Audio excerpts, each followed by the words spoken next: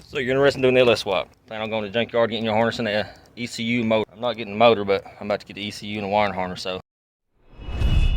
My first time, but if you want to learn how to, or maybe how not to, follow along. And I've had enough of gravel in my back in my days, so I'd recommend getting a foam piece, something to lay on too. You are going to have to get underneath it. Oh, pull that up and it's free. Then you can undo these in the back, which I think is 7 mils. So there's a bracket right here. Under that, 13 mil bolts. Then you got your 7 mil, 13 mil again, and 10 mil. Once you do that, you just pull up on it and it pop loose. Then you can undo your plugs, which would be all those bolts right here.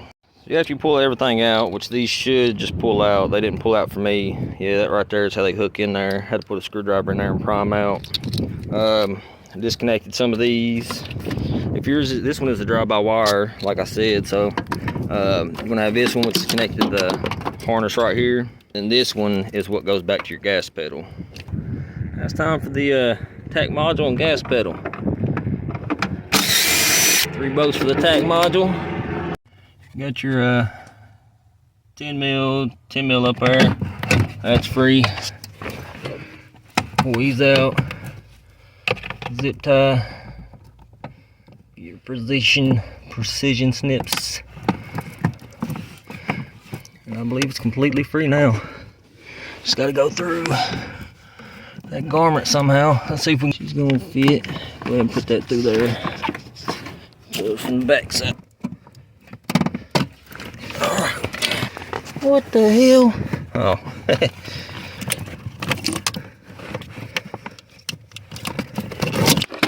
There's your gas pedal, your drive-by-wire.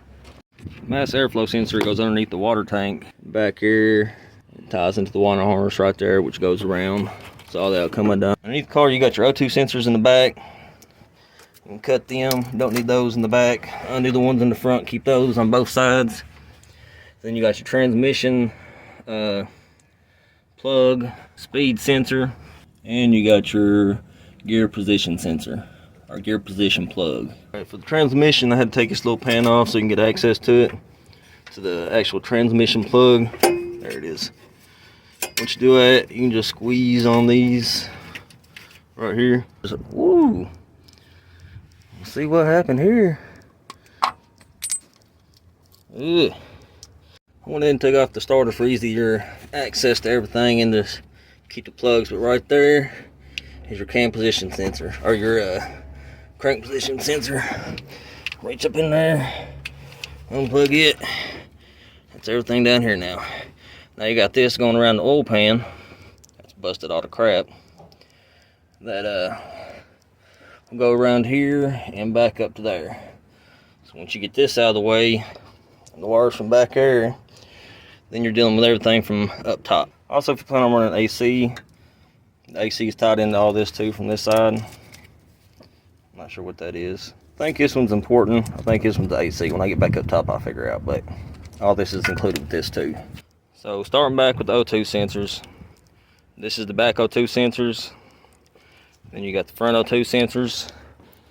There's a plug here that goes into the frame. One here that goes into the frame. This is on the firewall. And then this one is the mass airflow, I think. Yeah, this is the mass airflow. So watch out for these. They're everywhere. And also there's ground wires too. So it's pretty obvious once you start pulling on it and it don't come out or whatnot. This is AC stuff right here if you choose to use AC. Right here and somewhere else, but yeah, AC stuff. And then this goes back over to the rest of the wiring harness, which I've did. It's pretty simple, pretty basic. You got your injector plug and your main coil pack plug. So everything you know you're not going to use, like this on this little evap system or whatever this is, purge valve, you know you're not going to use it, just cut it, right? Get out of the way. And if you see it cut when you're redoing your harness, you're like, well, I already know I didn't need it, I cut it. And if you always need to go back and figure out what it is, you can get on lt1swap.com. You can put a meter or a test light or whatever on this side. Go down to your plug and figure out exactly what it was, so you can't mess it up unless you just cut all the wires, but even then you can redo it. It's just gonna be painful.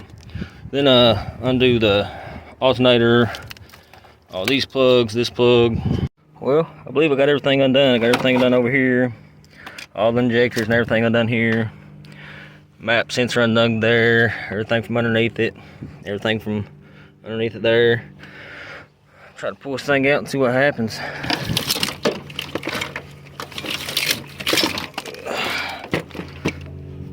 Got this plug disconnected, and that's it as far as the fuse box. See if I can pull this up from the bottom now.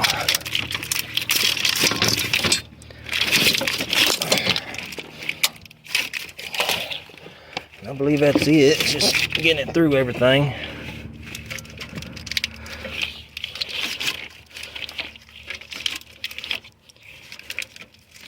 That's it. Alright, now let's see how the back goes.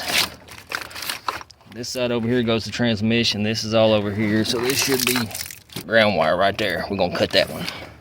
Once I find my cutters, one little ground wire back here, we're gonna cut.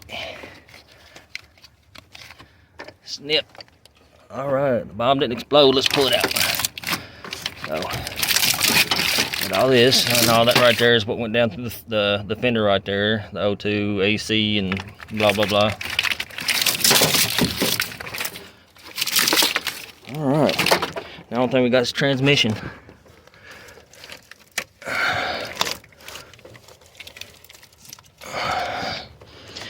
Something's catching. Let's get underneath there and investigate. There's two more sensors back there. The cam position sensor, I think is this one. Maybe this one. Then your that's your oil pressure, and your cam position sensor right there. And then another ground, of course. And then everything's free. It's just getting the. I have to get underneath there and push it through. Well, sure enough, everything was loose. Just had to get it through where I pushed it and pulled it a couple times. But then, of course, last thing stopping me, ground wire. Once you get towards the end of doing this, your bucket kicks in a little bit. There you go. So you get your harness off. It's not as bad as I thought it was going to be. Some things I thought was easy wasn't easy, but let's go up and see how much all it's going to cost. So for the harness, gas pedal, tack module, ECU, came out to $84. It's not bad. Then of course you're going to have to rework it yourself, and that's not including the motor or all the sensors that's going to be that you need for the motor. Was to pull the motor with the harness and everything, you might get a better deal, but if you already got an LS or nobody that has one, or plan on getting one local, or I don't know, whatever your situation was, you don't need a motor, you want a harness with a drive-by wire setup, that's what it's going to cost you, at least to pull apart in Nashville.